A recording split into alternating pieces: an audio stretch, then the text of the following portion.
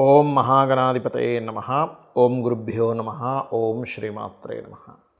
పరమేశ్వర స్వరూపమైనటువంటి జ్యోతిష, వాస్తు మరియు ఇతర అనేకమైనటువంటి శాస్త్రములను మనకు అందించినటువంటి మహర్షులకి నమస్కారం. హయగ్రీవ హయగ్రీవ హయగ్రీవేతియో వదేత్ తస్య నిస్సరతేవాణి జనుగన్యా ప్రవాహవత్.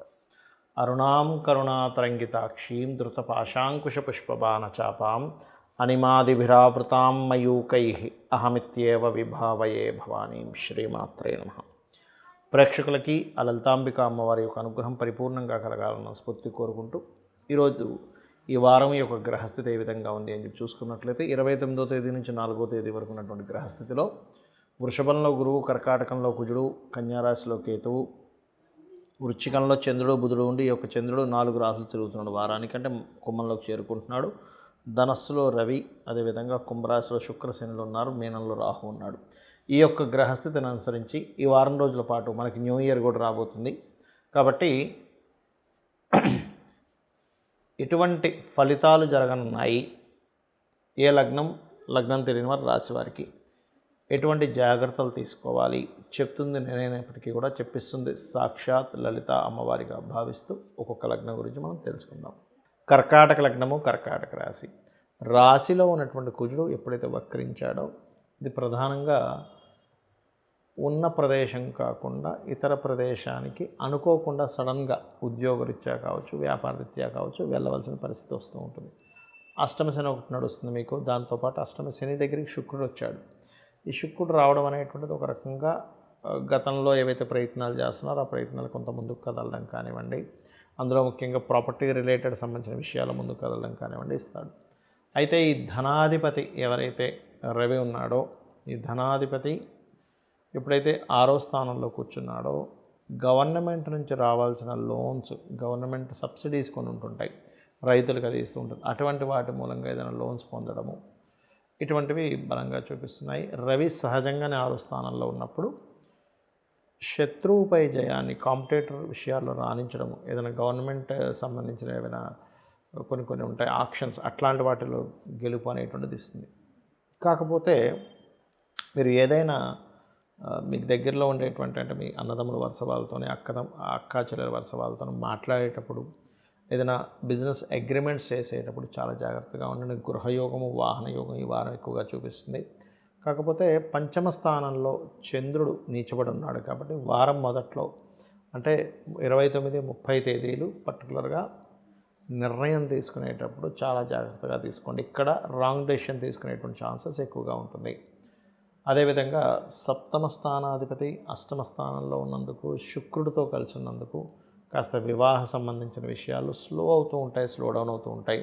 మీరు నవగ్రహాల్లో ముఖ్యంగా శని శుక్ర గ్రహాల దగ్గర దీపారాధన చేసినట్లయితే ఆ యొక్క అంశాల్లో కాస్త మూమెంట్ అనేటువంటిది ముందుకు బాగా సాగుతుంది.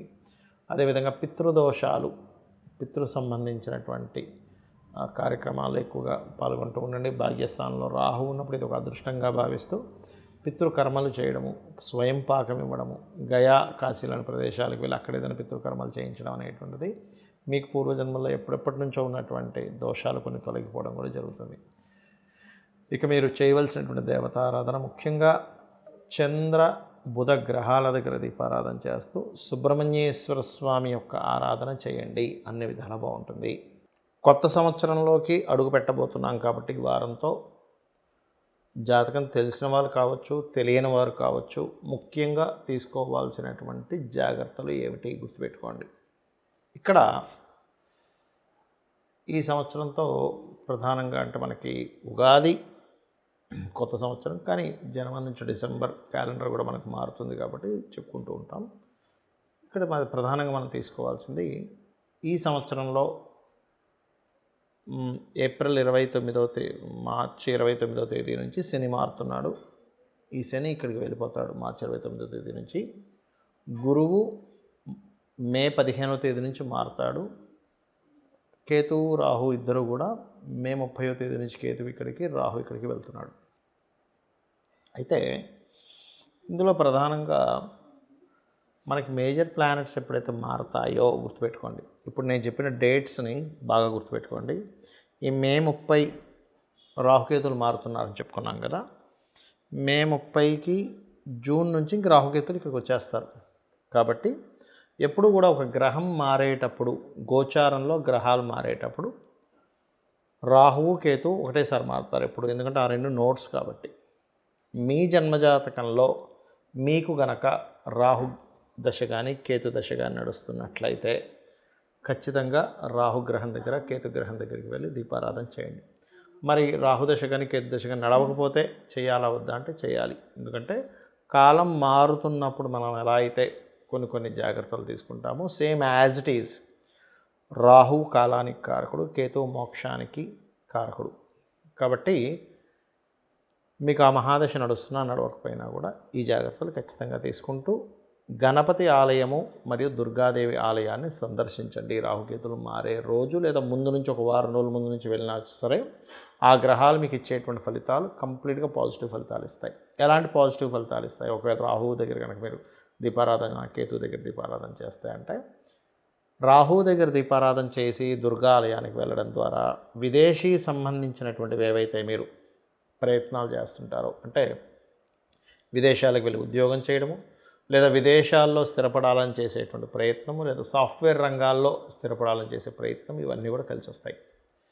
మరి కేతు వల్ల ఏమిటి అంటే, ఇక్కడ మీరు ఆటంకాలు ఏవైతే అనేకమైన ఆటంకాలు ఉంటాయి, విద్యలో కావచ్చు, వివాహంలో కావచ్చు, లేనట్లయితే సంతానాన్ని పొందేటువంటి విషయంలో కావచ్చు, ఒక ఉద్యోగాన్ని పొందే విషయంలో కావచ్చు, ఒక కన్స్ట్రక్షన్ చేసే విషయంలో కావచ్చు, జరుగుతున్నటువంటి ఆటంకాలు చాలా మటుకు తగ్గుతాయి మీరు కేతుగ్రహం దగ్గర దీపారాధన చేయడము మరియు గణపతి ఆరాధన చేయడం వల్ల. మరొక 2 మేజర్ ప్లానెట్స్ కూడా మారుతాయి కాబట్టి ఈ సంవత్సరం నుంచి, అందులో ముఖ్యంగా గురువు మారుతాడు ఇక్కడ నుంచి ఇక్కడిలోకి. అయితే గురువు ఎప్పుడు కూడా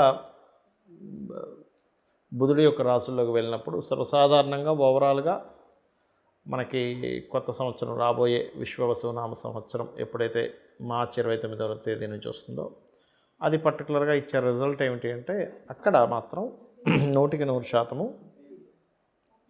ఆ గురువు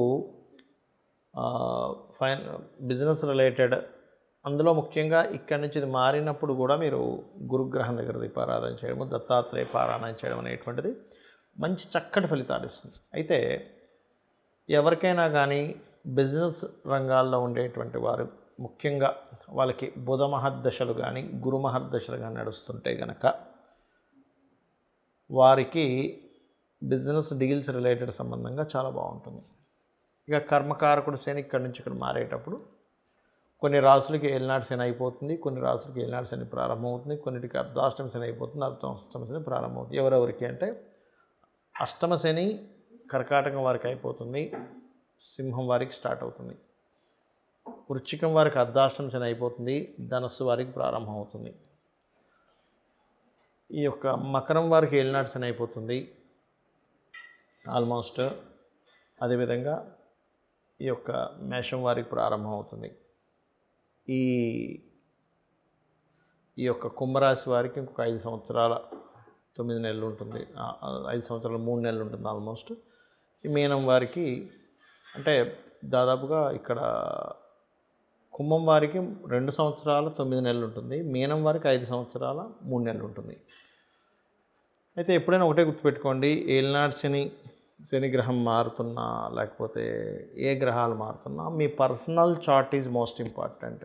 మీ యొక్క జన్మజాతకంలో మీరు జన్మించినప్పుడు ఉన్నటువంటి గ్రహాలు, మీరు జన్మించినప్పుడు లగ్నము, ఏ మహాదశ అంతర్దశ నడుస్తుంది, దానికి గోచారం ఎంతవరకు ప్లస్ అవుతుంది అనేటువంటిది తీసుకోవాలి.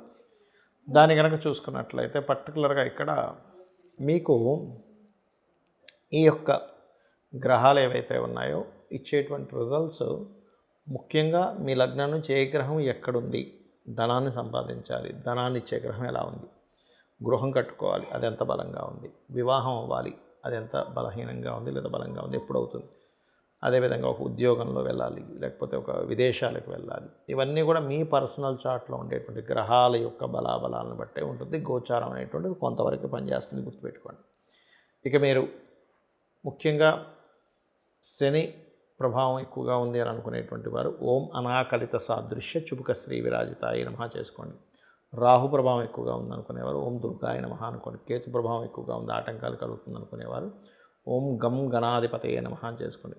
గురువు అనుగ్రహం బాగా కావాలనుకునేటువంటి వారు జయ గురుదత్త, శ్రీ గురుదత్త అనే నామస్మరణ చేయండి. అన్ని విధాలా మీకు బాగుంటుంది. శ్రీమాత్రే నమః.